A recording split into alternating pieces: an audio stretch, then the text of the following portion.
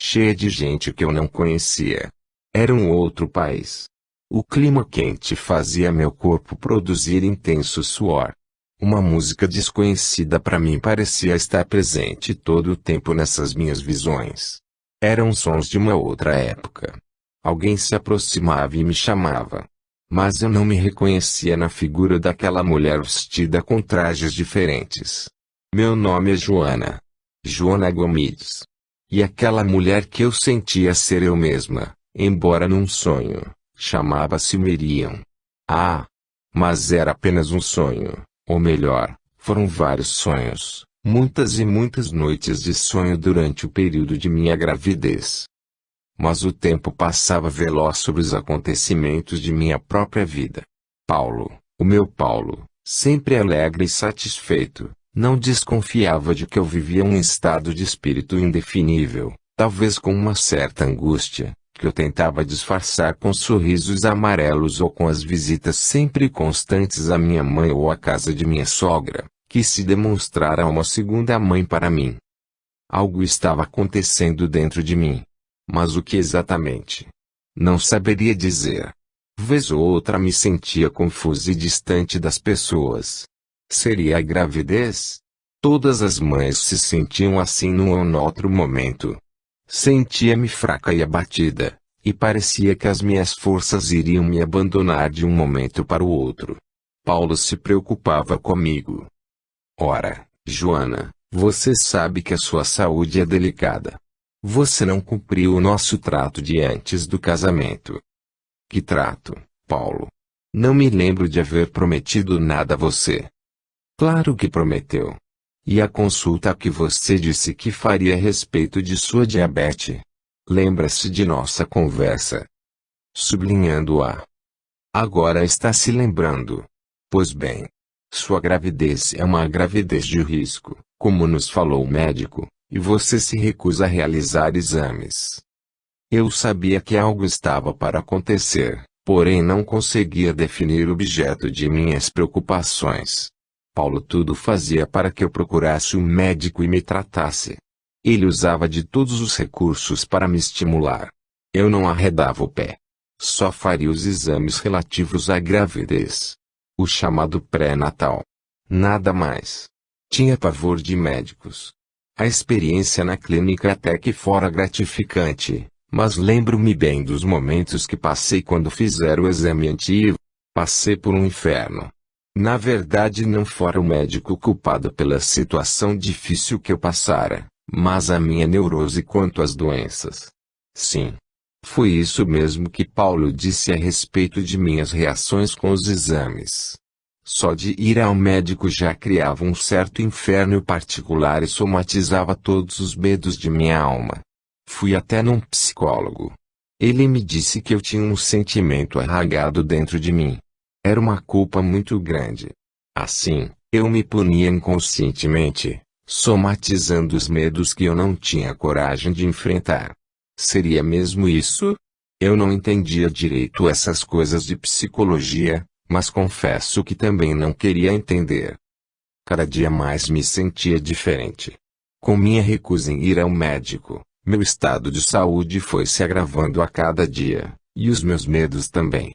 Temos de correr para o hospital com Joana, de Altina, ela não está nada bem. Ah! Meu Deus! Essa menina ainda me dando trabalho.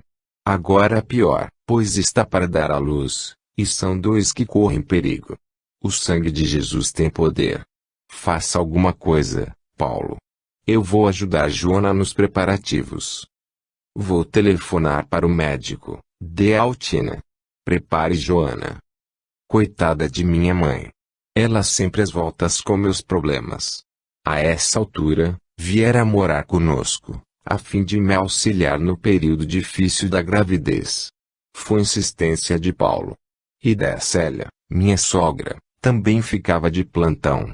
Eu nem imaginava que aquele seria o início do meu calvário. Completavam-se 7 meses de gravidez.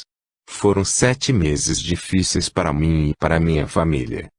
O que está acontecendo, doutor? Por favor, me fale.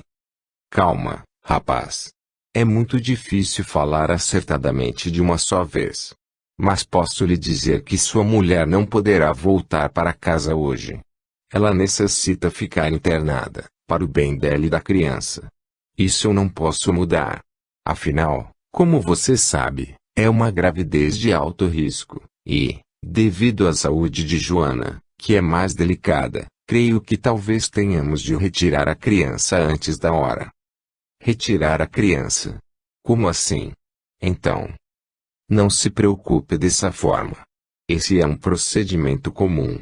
Não falo de aborto, mas de uma cesariana e da possibilidade de a criança nascer antes dos 9 meses. Mas isso não é de grande risco? Certamente não é a forma mais desejável, Paulo. Entretanto, é um procedimento muito comum hoje em dia. Se a criança tiver de nascer com 7 meses, com certeza será tratada com muito cuidado. Ficará em lugar apropriado até que complete o tempo necessário para poder ir para casa. Não se preocupe quanto à criança. Mas e quanto à saúde de Joana? Devo me preocupar? Bem, não posso lhe enganar quanto a isso.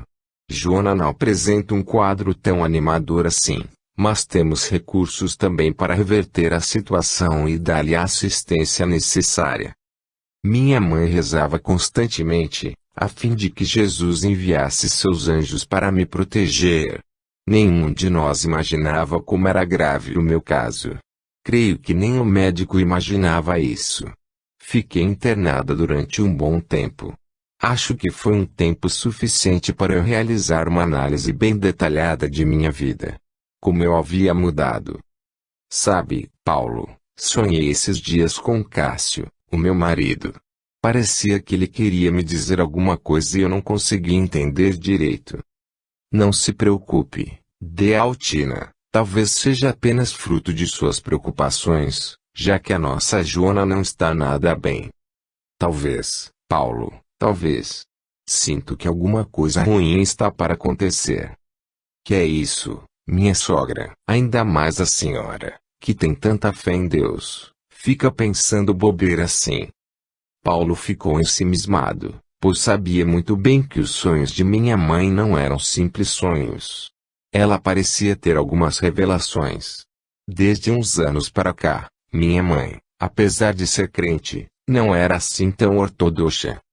Sabe, Paulo, você entende muito mais a respeito desse negócio de espírito, não é, meu filho? Claro, Dealtina. Tenho estudado um pouco o espiritismo. Mas o que a senhora quer dizer? Você sabe, meu filho, que eu sou crente no Senhor Jesus, e Deus me livre das obras do diabo. Mas quero confessar uma coisa para você. Fale, Dealtina, assim a senhora me deixa preocupado. É que eu tenho conversado com os espíritos. Com o quê? Com os espíritos, Paulo. Isso mesmo. Mas eu não entendo. É que por muitos anos fui ensinada na igreja que o Espírito Santo batiza os crentes. Depois de muitas orações e noites de vigília junto com os irmãos lá da igreja, fui visitada por um anjo do Senhor. Anjo do Senhor? Sim, Paulo. Pelo menos eu julgava que era um anjo do Senhor.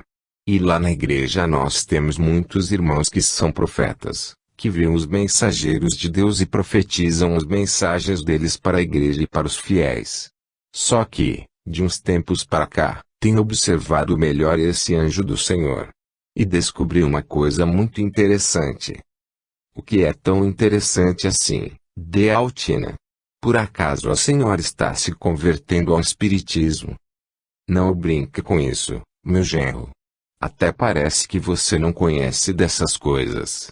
É que, durante nossas orações, aparecem muitos mensageiros, que o nosso pastor nos ensinou a interpretar como sendo os anjos de Deus. Mas tanto eu como uma irmã profetisa lá da igreja temos observado melhor esses anjos. E não é que um deles tenha a cara do meu Cássio. Mas vocês não dizem que é o Espírito Santo que fala através de vocês? É claro que é, Paulo. E Deus me livre do pastor descobrir isso que eu estou lhe dizendo. Mas eu juro que os anjos que nós vemos são as almas do outro mundo. Paulo deu uma gostosa gargalhada.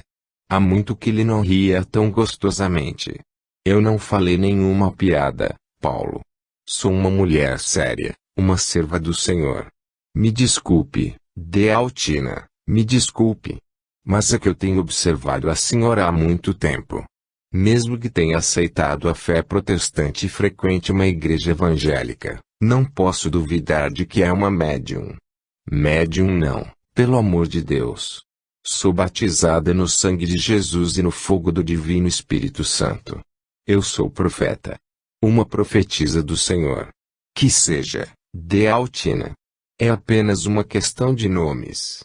Eu vejo os anjos do Senhor da mesma forma que o pastor e os irmãos que são batizados. Mas a senhora acaba de me dizer que os anjos são almas do outro mundo. É apenas uma questão de nomes, como você diz. Mas o pastor não precisa ficar sabendo. E Jesus, será que ele pode ficar sabendo que o Espírito Santo dele é apenas o espírito de alguém que já morreu? Ah, Paulo, enquanto Jesus estiver calado e não falar nada contrário é sinal de que ele concorda com tudo, não é? Afinal, se uma alma aparece na igreja, é porque é uma enviada de Deus. É melhor a gente deixar tudo do jeito que está. Eu prefiro não perguntar nada a Jesus em minhas orações. Por quê, Dealtina? Eu tenho medo da resposta. Os dois se abraçaram e entenderam que, apesar das diferenças entre as religiões de ambos, todos eram filhos de Deus e que os anjos, os mensageiros ou os espíritos, tanto faz como se apresentem, são emissários do Pai para amparar seus filhos na busca da felicidade. 21. Entrou aqui Olém. Ele estava o tempo todo escondido bem dentro de mim. Temos de intensificar nossa ação junto a Joana, Ernesto. Creio que agora poderemos interferir mais diretamente. Claro, Cássio. Aproveitemos que ela está internada. A criança precisa ser amparada de maneira mais direta. Até tentei transmitir algo para a Tina, porém creio que ela está muito preocupada com o estado da filha. Não é fácil romper as barreiras que nos separam do outro lado. As preocupações dos nossos amigos encanados afetam as intuições que tentamos enviar a eles. Pelo menos agora a Tina já sabe que sou eu mesmo que ela vê em suas preces. Isso já é um grande progresso. É muito difícil também romper as dificuldades causadas pelas crenças enraizadas. Os evangélicos têm estruturado seus pensamentos de tal maneira que dificultam nossa aproximação de uma forma mais ostensiva.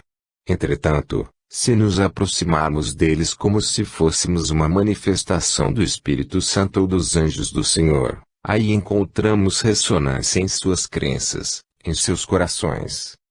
Creio que temos de nos adaptar aos instrumentos que temos à nossa disposição. Bem, Ernesto, espero que você e Ângelo possam me acompanhar junto à nossa Joana. Eu ouvia tudo, anotando cada detalhe da conversa. Pretendia acompanhar o caso à maneira do jornalista, que pretende fazer suas anotações e depois transmiti-las ao público. Afinal, eu pertencia àquela equipe de espíritos liderados pelo amor. Acompanhei o caso de Joana e Paulo em cada detalhe. Naquela tarde, após a conversa de Cássio e Ernesto, dirigimos-nos ao hospital onde Joana se encontrava internada. Aproveitamos o momento em que não havia visitas. Ernesto aproximou-se do leito onde Joana se encontrava e observou mais de perto a criança que se formava em seu ventre. O nosso Gessé passa bem. Creio que, quanto a ele, não teremos de nos preocupar. Sim, Ernesto, falou Cássio, mas, por via das dúvidas, temos de reforçar o tratamento. Como você sabe, Paulo, o pai da criança, o nosso Gessé, que está em processo de reencarnação, também é objeto de nossas atenções. Claro, Cássio, como posso ignorar? Sei que você também acompanha o caso de nossos pupilos com muito interesse, afinal estamos todos ligados por laços indissolúveis de amor. Temos interesse na felicidade dos nossos companheiros. Embora para eles, que estão encarnados, talvez a felicidade signifique algo diferente daquilo que significa para nós, espíritos. É que aqui temos uma visão mais dilatada da realidade. Temos de trabalhar muito, Cássio, a fim de que um dia nossos irmãos encarnados possam também dilatar sua visão.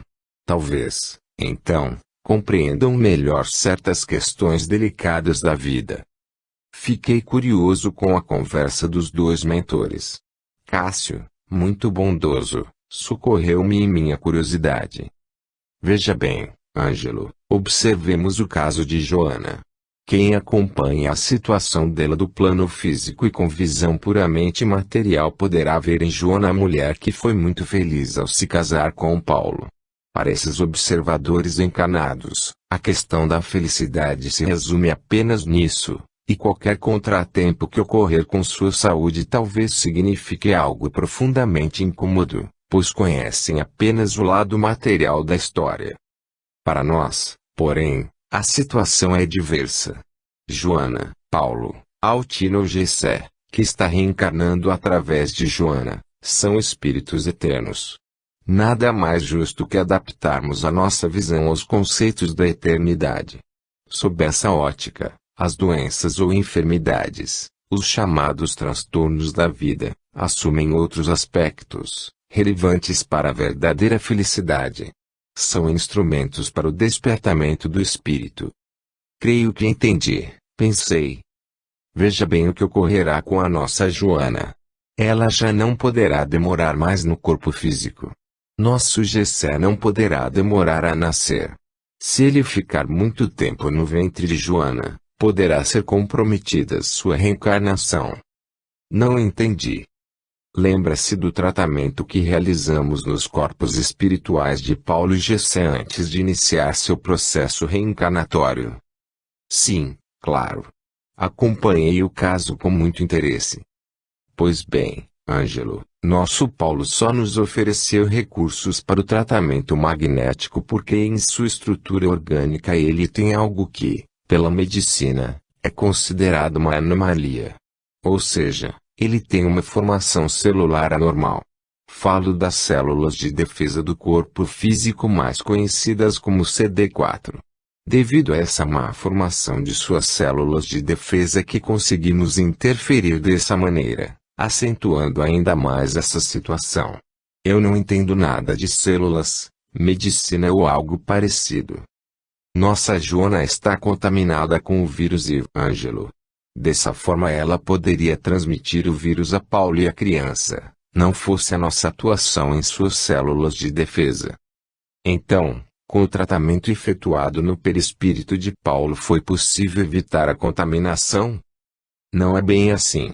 Mas, considerando que o vírus penetra nas células de defesa do sistema imunológico e aí se reproduz, ele não poderá realizar sua ação destruidora caso essa mesma célula tenha uma formação diferente ou, utilizando-nos da linguagem popular, se a célula estiver com defeito. O que fizemos foi apenas aumentar essa deformação. Assim o vírus não poderá se multiplicar. Isso, naturalmente, foi também providenciado quanto ao nosso Gessé, já que ele deveria reencarnar através de Joana e Paulo. Ou seja, falei, com Gessé ocorreu o mesmo que com Paulo. Sim, meu amigo.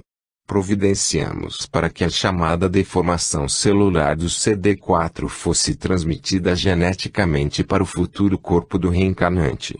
Com nossa ação magnética dirigida ao corpo espiritual de Gessé, assim que ele entrasse em contato com a célula ou houve a informação no útero de Joana, a ação magnética se intensificaria. Entretanto, não podemos correr o risco de submeter a criança, o nosso pupilo Gessé, a algum problema em seu futuro corpo. Ele precisa nascer urgentemente. Antes dos 9 meses. Imediatamente, Ângelo. Mesmo com a nossa ação magnética, não podemos fazer milagres. Isso é o máximo que conseguimos realizar dentro de nossas limitações. E quanto a Joana? Temos de nos preparar para recebê-la entre nós. Falando assim, Cássio se aproximou do leito e impôs suas mãos sobre Joana, iniciando uma operação magnética. Sublinhado: atenção, Dr. Maurício Durante. Atenção, Dr. Maurício Durante, era a voz que falava através da caixa acústica no hospital. Favor dirigir-se ao bloco cirúrgico imediatamente. Vamos depressa, falou a enfermeira Leontina para a companheira de trabalho. Não podemos demorar. O estado dela piorou de um momento para o outro. Chame o Dr. Maurício Durante e depois telefone para a família. É urgente. Joana foi conduzida pela enfermeira para a ala de emergência do hospital. Não poderiam demorar mais com os recursos médicos. Sua situação era emergencial. A criança e a própria Joana corriam perigo de vida. Precisamos realizar exames com urgência, falou o médico de plantão. Ela tem dificuldade de respirar. Vamos recolher seu sangue antes do Dr. Maurício chegar. Peço urgência na resposta. Mal a enfermeira recolher a amostra de sangue, o Dr. Maurício Durante, médico de Joana, entrava no CTI junto ao bloco cirúrgico, onde a moça estava estendida numa maca com vários aparelhos ligados. Paulo, Altina e Célia, a mãe de Paulo, dirigiram-se para o hospital apressadamente. Do nosso lado, muitos espíritos se movimentavam em torno de Joana, a fim de interferir no momento preciso. Passado algum tempo, a família chegou ao hospital, e Paulo e Altina, a mãe de Joana, foram conduzidos à presença do médico.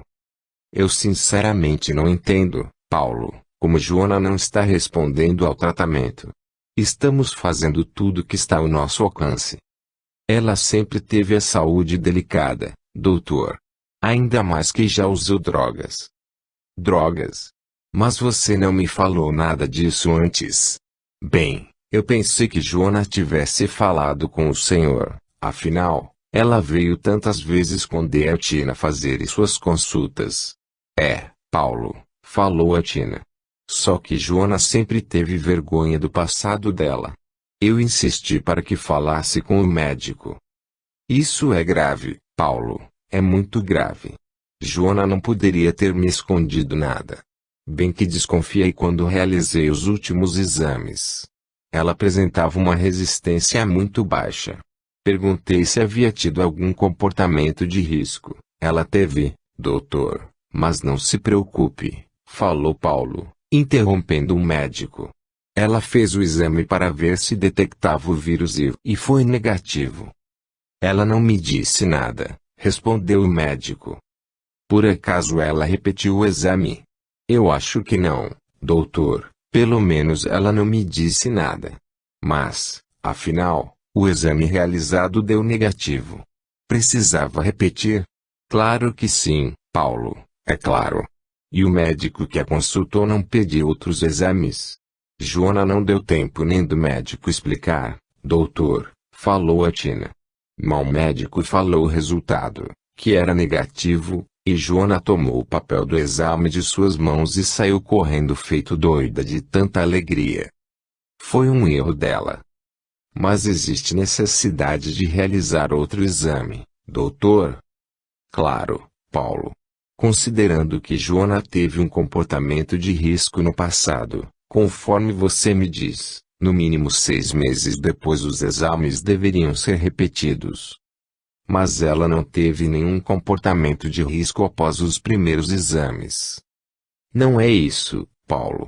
Não me entenda mal, por favor. É que o vírus HIV às vezes pode não ser detectado apenas com um exame. Ele mantém-se de certa forma escondido no organismo da pessoa por muito tempo. Existem exames mais precisos que detectam o vírus. Talvez o médico dela até sugerisse outros exames caso ela desse tempo para isso. Paulo modificou-se totalmente a partir da conversa com o médico. Estava prestes a entrar num estado depressivo. E agora, o que seria de sua Joana? E a criança, seu filho tão querido e amado? Ainda não pensara no risco que ele próprio corria. O médico pediu licença e saiu imediatamente. Deveria providenciar recursos emergenciais para a saúde de Joana e da criança. Antes, porém, pediu a Paulo autorização para realizar exames anti-HIV em Joana. Ele não poderia fazer os tais exames sem o consentimento do paciente e, como Joana não tinha condições de falar, pediu a Paulo que desse a autorização. Acompanhamos Paulo e a Tina com grande interesse. Cássio ficara junto de Joana, enquanto Ernesto e eu procurávamos auxiliar Paulo diretamente. Procurando transmitir algum recurso terapêutico ao marido de Joana tanto quanto a sua mãe, Ernesto observou que na sala onde se encontravam havia uma garrafa com água cristalina. Dirigiu-se à mesa onde estava a vasilha de água e impôs as mãos sobre o recipiente. Por alguns instantes elevou o seu pensamento em atitude de oração, e de suas mãos desprenderam-se bolhas de luz coloridas, que caíam abundantemente sobre a água. Era o magnetismo divino que deveria impregnar o líquido precioso de recursos da terapêutica espiritual. Ernesto olhou para mim após alguns momentos, e entendi logo o que deveria fazer. Eu não tinha nenhuma vocação para mentor e nem de longe me parecia com um anjo do Senhor, mas mesmo assim me aproximei de Atina Gomides e impus minhas mãos sobre sua cabeça, pensando intensamente. Imediatamente ela captou meu pensamento e dirigiu-se ao recipiente com água. Estou com sede, Paulo. Você não gostaria de tomar um pouco de água também? Creio que sim, falou Paulo abatido. Traga-me um pouco, por favor. Altina ofereceu a Paulo o líquido abençoado. Ao sorver a água magnetizada, Paulo sentiu-se mais revigorado. Os pensamentos sombrios foram diluídos, e uma sensação de bem-estar invadiu-lhe a alma. Vamos fazer uma prece, de Altina. Venha, vou chamar a mamãe também para participar. Os nossos amigos se reuniram para pedir o socorro do alto. Não desconfiavam, porém, que justamente o mal que queriam evitar era em si mesmo o socorro que estava a caminho. Era apenas uma questão de interpretação. 22. Nasce uma estrela. Vi que eu era mais do que uma sombra de mulher. Eu também era Deus. Ele me acompanhou nos últimos momentos. Tocou-me de leve e sorriu aquele sorriso sofrido e amarelo. Paulo acompanhou-me pela última vez, até o local onde ele poderia assistir ao parto. A criança nasceria com 7 meses apenas. E eu, apreensiva, mal conseguia, com meu olhar, me comunicar com o amor da minha vida. Paulo era tudo para mim. Nele me apoiei nas horas mais difíceis de minha existência. Ah! Como a vida assume um novo valor para nós, quando estamos na iminência de perdê-la. Mas eu não sabia que a vida estava se esvaindo do meu corpo. E a vida estava também renascendo de minhas entranhas. Nasci a vida de minha própria vida. Cruzei o olhar com o de Paulo enquanto me levavam na maca. Era uma sensação estranha aquela que senti. Mal conseguia forças para conservar a consciência lúcida, mas, nos poucos momentos em que conseguia lucidez, vi a imagem de Paulo tentando sorrir, ao lado da maca. Assisti a todos os preparativos à minha volta. Eu não saberia dizer se o parto seria normal ou cesariana. Não importava. Algo diferente estava acontecendo comigo. Vi quando o médico pediu a Paulo que se retirasse, e ele, olhando-me intensamente, depositou um beijo em minha face. Não sabíamos que seria nosso último beijo. Estremeci ao ouvir de Paulo a frase: Eu te amo, Joana. Tudo vai dar certo. Minha alma parecia se diluir em dor e pranto. E a minha mãe, onde estaria? Eu não a via. Como nos faz falta a presença da mãe nesses momentos angustiosos. É nessa hora que os sentidos parecem se aguçar, e, em apenas alguns minutos, conseguimos avaliar toda uma vida. Foi nesse momento de aflição que pude perceber de maneira mais intensa o valor de uma mãe. Eu agora seria uma mãe também. Eu era o próprio útero. Estava me dilatando a fim de dar à luz a própria vida. Vi como a mamãe foi importante para mim. Eu não conseguia dizer nenhuma palavra, Entretanto, esforcei-me para me comunicar com o olhar. E creio que Paulo sentiu a força do meu olhar. Aos poucos eu via sua figura se transformando em uma silhueta. E Paulo se transformou em uma doce e terna lembrança, sempre cara e presente em meu espírito. Meus sentidos se aguçaram ainda mais, e, num momento, pude perceber um pensamento. Foi apenas por um momento. Será que a criança, o meu filho, tentava me dizer algo? Uma avalanche de emoções irrompeu de dentro de mim. Parecia que eu ia explodir ou que pedaços de minha vida se transformariam em mil fagulhas. Não conseguiria descrever essas emoções e esses momentos especiais. Sentia o meu filho se mover dentro de mim. Ele tentava se comunicar de alguma maneira, com uma linguagem que só há bem pouco tempo eu aprendera a decifrar. Era puro amor. Senti que nada no mundo importava mais do que viver esse momento especial, precioso. Esforcei-me o máximo que pude, mas os médicos e os enfermeiros corriam de um lado para outro, preocupados apenas com algumas coisinhas. Tentavam preservar minha vida a todo custo. Esforcei-me ainda mais, e o que consegui foi entrar numa espécie de transe, em que meu espírito ultrapassou os limites do corpo, daquele quarto de hospital, do próprio mundo. Realmente me comunicava com meu filho. Senti que ele me compreendia e eu compreendi. Falamos através de uma linguagem toda especial. Sem palavras, sem articulação da voz nos entendíamos. O corpo não me importava mais. Agora meu filho era tudo. Concentrei nele minha atenção e canalizei para aquele momento toda a força de minha alma. Deixei-me inebriar pelo som de uma melodia que repercutia no íntimo de mim mesma. Nada no mundo importava mais do que a vida que nascia, do que o amor do meu filho. Ouvi uma música que parecia impregnar o ar. Algo tentava distrair minha atenção. E toda aquela gente preocupada comigo, no hospital. Mas o hospital estava distante. Meu corpo era apenas um ninho onde eu poderia conchegar mais um filho da vida. Ah! Mas aquela música. Seria uma cítara. Aquele som mavioso fazia minha alma estremecer, e pude me ver então com o meu filho nos braços. Eu o aconchegava. Seria um sonho. Eu delirava no momento da morte. Mas sonharia 1000 vezes, 1000 vidas viveria para sentir a intensidade daquele momento. Eu o abraçava em meu sonho, em meus delírios, em meu transe. Eu o abraçava ao som da cítara e das harpas, debaixo dos salgueiros ou em meio àquela paisagem bucólica que emergia de minhas lembranças. Era o êxtase que me dominava. Seria então o momento em que me diluía e me contorcia, a fim de receber meu filho que nascia para a vida. Veja, Joana, veja que bela criança veio ao mundo. Conseguimos, falou o médico. Conseguimos. Eu vi.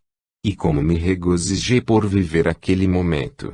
Meu primeiro momento ao lado de meu filho e meu último momento no mundo. Esbocei um sorriso ao ver a criança sendo mostrada a mim. Fechei os olhos para tentar ouvir a música da vida e não mais os abri. Joana, Joana. Levem a criança e façam tudo por ela. Temos que trazer Joana de volta, falou alguma voz desesperada. Fechei os olhos. Mas não os abri novamente. Não consegui. Entretanto, eu via, percebia tudo à minha volta. Eu vi e ouvia sem o corpo e fora do corpo. Olhei para mim mesmo e notei que pairava entre focos de luz. Eram luzes. Apenas luzes coloridas, brilhantes, diáfanas. Eram estrelas. Eu agora era também uma estrela. 23. Um final diferente. Ainda assim eu o procurava. Não tivemos como salvar a vida de Joana, Paulo, falou o médico.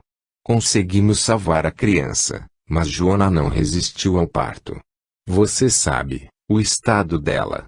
Já se haviam passado alguns meses desde os acontecimentos. Paulo resolveu trazer a Tina Gomides definitivamente para sua companhia. Ambos criariam o pequeno Túlio. Esse era o nome do filho de Paulo e Joana.